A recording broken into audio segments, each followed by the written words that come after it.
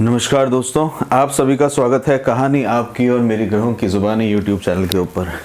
इसमें आज जो हम लोग बात करेंगे मकर लग्न के लिए 11 अक्टूबर से 17 अक्टूबर के बीच में कैसा रहेगा समय।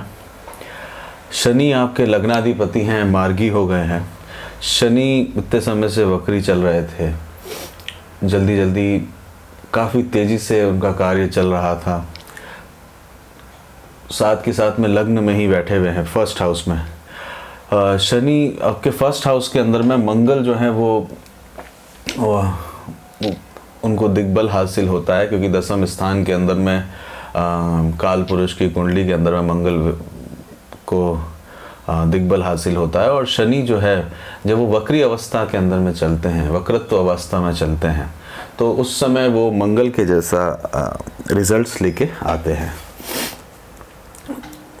पहला घर जो होता है वो एक तरह से आप सभी चीज़ों से इन्वॉल्व होता है। फर्स्ट हाउस जो है वो आपके शरीर से इन्वॉल्व होता है, मतलब आपके किस तरह से आपकी मन के अंदर में आपकी बुद्धि किस तरह से चलेगी, किस डायरेक्शन में चलेगी। साथ के साथ में आपका प्रारब्ध किस तरह का रहेगा। तो प्रारब्ध का जो निर्णय है, अब शनि जो है वो कर्माधिपति भी है, मतलब कर्म जैसे आपके कर्म रहते हैं उसका निर्णय भी वो लेके आते हैं। किस तरह की जैसी जिज्ञासाएं आपके अंदर में रहती हैं, तो वह उन जिज्ञासाओं के भी कारक वो रहते हैं। आपकी प्रतिष्ठा, मस्तिष्क, आपका स्वभाव किस तरह का रहने वाला है, आपके कैसे आपको नींद आने वाली है। साथ के साथ में आप ये केंद्र का भाव भी रहता है, मतलब 4 केंद्र हैं, उनमें से केंद्र का भाव रहता है और धर्म का भाव भी रहता है। देखिए 4 केंद्र है, 1 2 3 4। और यहाँ पे शनि का बैठना, मतलब फर्स्ट हाउस के अंदर में शनि का रहना। पहले घर में सूर्य उच्च के होते हैं, शनि जो है वो सप्तम भाव में उच्च के होते हैं। और यह पहले भाव में शनि का रहना और अपने ही घर में रहना, और वो अपनी ही मकर राशि के अंदर में, यानी कि दोनों ही पृथ्वी तत्व और जल तत्व, मतलब मकर मतलब शक्तिशाली, उस तरह का रहना इम्पॉर्टेंट हो जाता है। साथ में गुरु जो हैं वो बुद्धि के कारक, शरीर के कारक हैं, पुत्र ज्ञान के कारक हैं। गुरु जो है वो यहाँ पे आपके लिए गुरु जो हैं वो 12वें स्थान के स्वामी हैं। साथ के साथ में गुरु जो हैं वो आपके लिए तृतीय स्थान के स्वामी है। 12वां स्थान आप समझ लीजिए सबसे व्यय करवाना, मतलब एक तरह का व्यय करते हुए आप सब चीज़ों को देखें। साथ के साथ अपने से दूर जाना।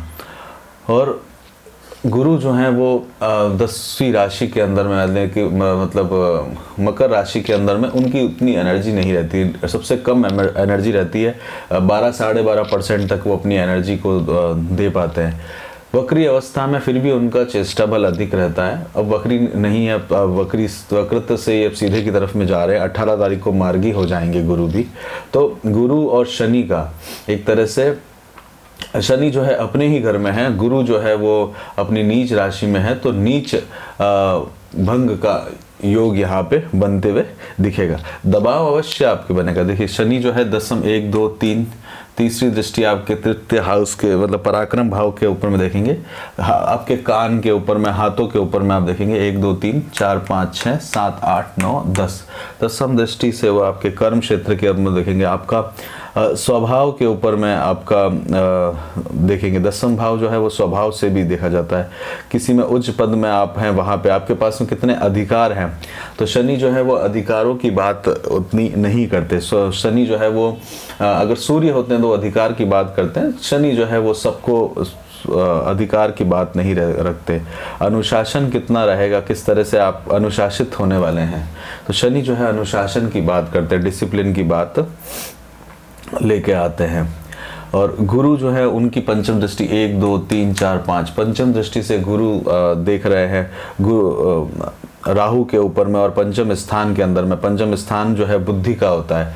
गुरु का जो नैसर्गिक स्वभाव है वो बुद्धि के कारण और आपका विजडम के कारण कहलाया जाता है। और पंचम स्थान जो है वो भी बुद्धि का कारक होता है, विवेक का होता है। किस तरह की आप इष्ट देवता की भक्ति कर रहे हैं, या कौन से देव की आपको भक्ति करनी चाहिए, वो बताता है। साथ के साथ में आपका विद्या के कैसा आप आगे पढ़ेंगे, लेखन में आपकी, लिखने में आपकी कितनी कुशलता होगी।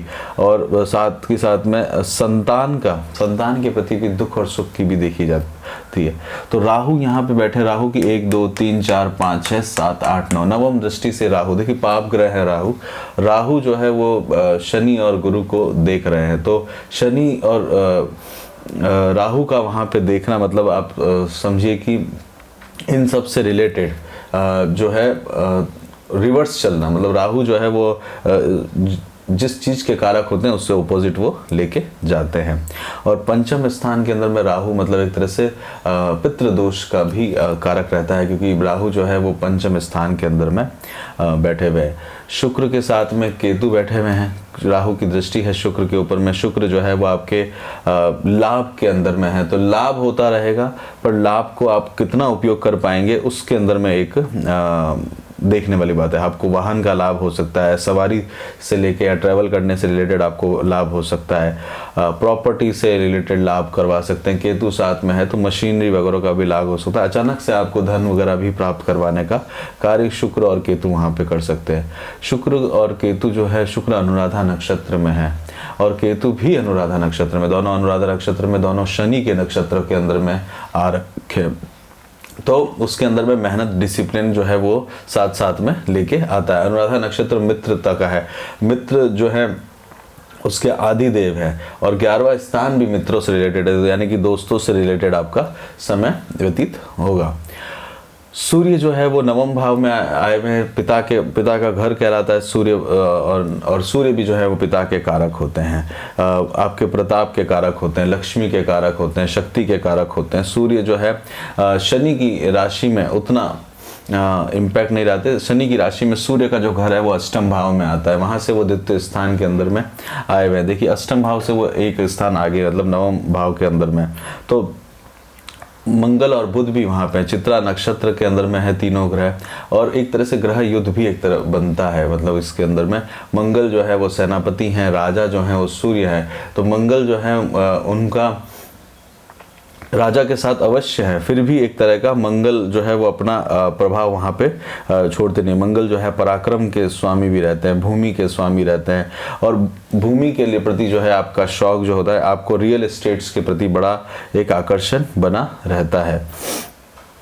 और बुध जो है वो स्वयं जो है बुध आपके लिए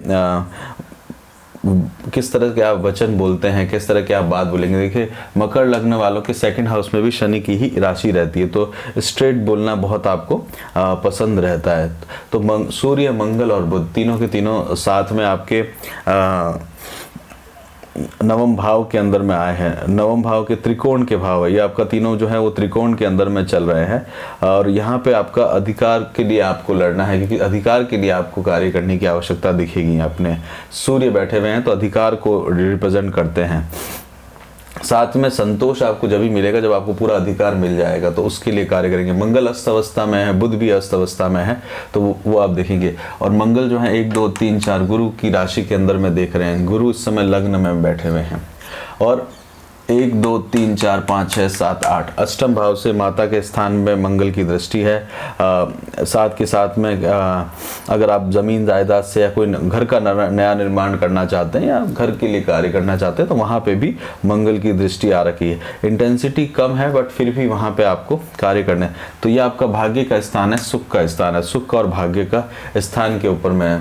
तो भाग्य और सुख जो है वो अपने आप में मंगल के अभी साथ में चल रहा है। मंगल चित्रा नक्षत्र में है, तो नया क्रिएटिविटी करना, नया बनाना, उस घर के लिए कार्य करते हुए आपको इस समय लेके जाएगा। शनि श्रवण नक्षत्र में है, गुरु धनिष्ठा नक्षत्र में है, और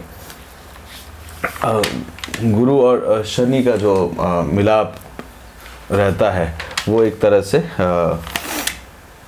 दोनों ही भारी ग्रह हैं, दोनों ही भारी ग्रह हैं, दोनों ही धीमे धीमे चलते हैं, बहुत तेज़ी से नहीं चलते। ये देखने वाली बात है यहाँ पे।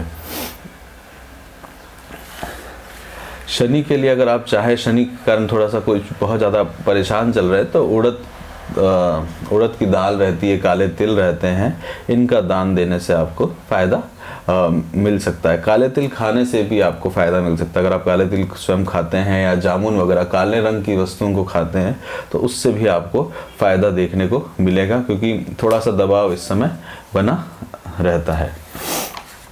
चंद्रमा की पोजीशन से समझते हैं कि चंद्रमा किस तरह से दिन लेके आएंगे। चंद्रमा आपके 12वें स्थान में रहेंगे, फिर उसके बाद आपके लग्न पे आएंगे और फिर द्वितीय स्थान पे आएंगे। सेकंड हाउस जो रहता है वो मारक स्थान भी रहता है, धन का स्थान भी रहता है और साथ के साथ में परिवार का स्थान भी रहता है। तो शनि जो है वो 11 और चंद्रमा जो है वो 11 अक्टूबर को ज्येष्ठा नक्षत्र बुध के नक्षत्र में रहने वाले हैं। बुध के नक्षत्र के अंदर में वो कार्य करेंगे। व्यय के स्थान के कारण आपके स्पाउस के कारक हैं, तो व्यय करते हुए, और 12वां स्थान जो होता है वो एक तरह से बेडरूम से रिलेटेड भी होता है। 12वां स्थान जो है वो आपका व्यय के स्थान से रिलेटेड भी होता है। तो 12वें स्थान के अंदर में चंद्रमा रहेंगे। चंद्रमा की इंटेंसिटी जो है वो अब बढ़ती हुई अब आपको देखी, क्योंकि पंचमी उस समय तिथि चल रही होगी। बुध के साथ में है तो बुध जो है किसी तरह की यात्राओं के अंदर में भी रिप्रेजेंट करते हैं। 9वां स्थान है, पोस्ट ग्रेजुएशन वगैरह कर रहे हैं तो वहाँ पे भी व्यय वगैरह वो लेके आते हैं। 12 अक्टूबर को मूल नक्षत्र में जाएंगे। किसी बहुत खोजबीन के अंदर में आप रहेंगे। मूल नक्षत्र केतु का है।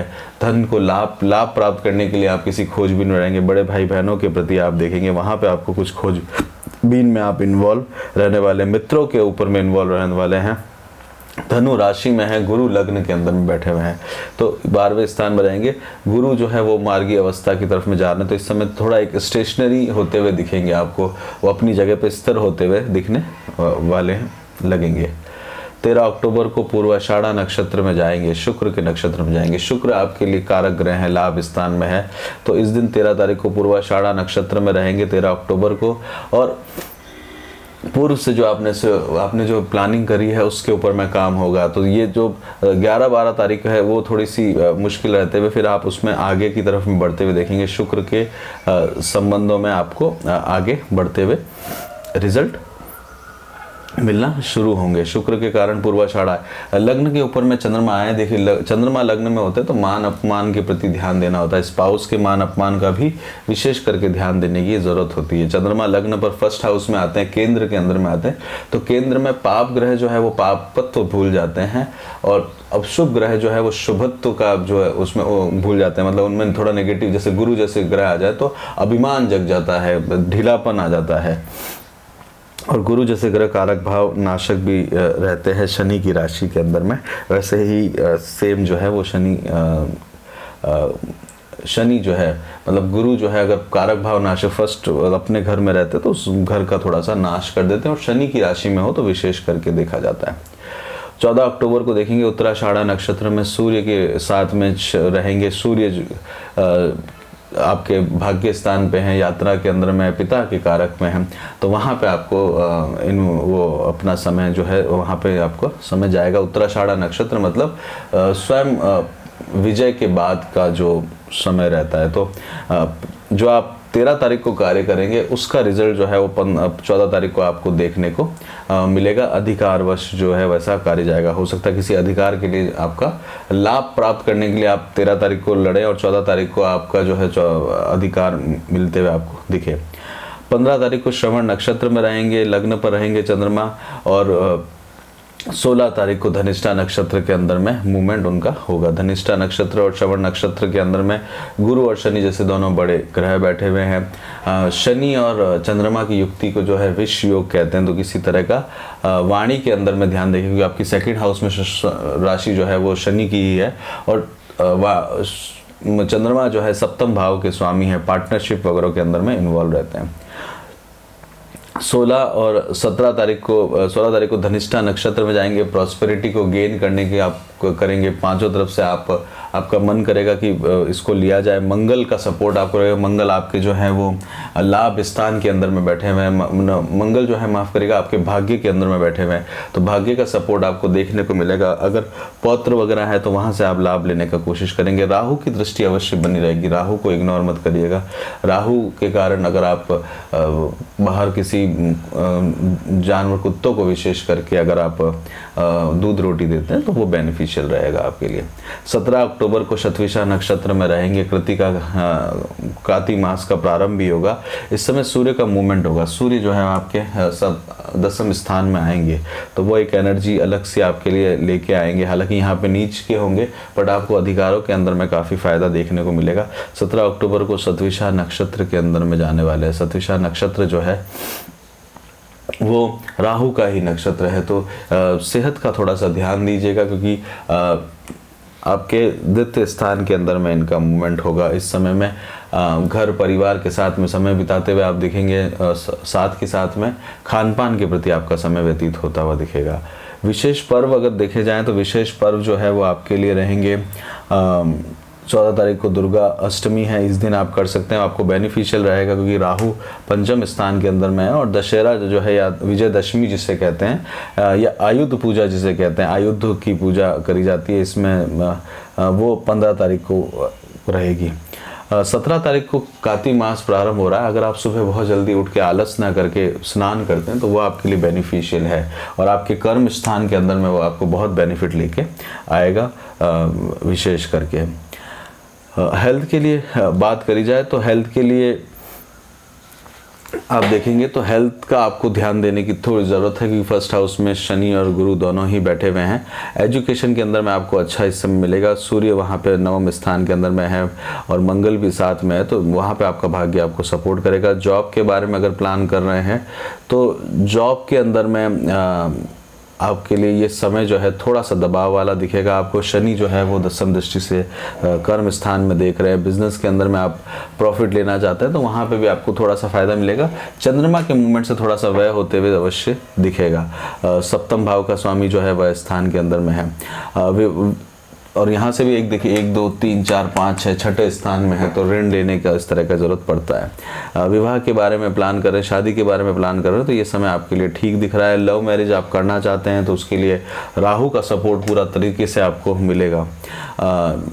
बच्चों के बारे में अगर प्लान कर रहे हैं तो वो भी आप कर सकते हैं। पितृदोष वगैरह रहता है हालांकि ये, तो उसमें थोड़ी सी चिंता की बात रहती है राहु जब तक यहाँ पे है। शेयर मार्केट के अंदर में अगर आप काम करते हैं तो वो उसके अंदर में आपको थोड़ा सा फ़ायदा होते हुए दिख सकता है, क्योंकि राहु जो है वो पंचम स्थान जो है वो एक तरह से लॉटरी का भी रहता है और राहु जैसे ग्रह वहाँ बैठे हुए तो इमीडिएटली फ़ायदा भी कराते हैं और कभी कभार बहुत बड़ा नुकसान भी देते हैं। देखिए दोष है ये एक तरह का, तो दोष में नुकसान के चांसेस भी बहुत ज़्यादा होते हैं। तो उन शेयर मार्केट में अगर डील करते हैं तो सावधानी से करिएगा। आपको अगर आपको इसको बोल्ड लेटर और अंडरलाइन में लिखा जाएगा तो इसको कहा जाएगा सावधानी से करिएगा। ओवरसीज अगर आप जाना चाहते हैं, विदेश जाना चाहते हैं तो उसके लिए आपके लिए समय उतना वो नहीं है, फिर भी आपको यात्राओं के अंदर में फ़ायदा मिल सकता है अपने स्थान से। और घर जाना चाहते हैं तो उसके लिए ठीक समय इसमें देखने को मिल रहा है। इसी के साथ ही यहीं पे रोकते हैं मकर लग्न के लिए। अगर आपको पसंद आया हो तो लाइक करिए, शेयर करिए, सब्सक्राइब करिए। अपना खूब ध्यान रखिए, खुश रहिए। जय श्री राम।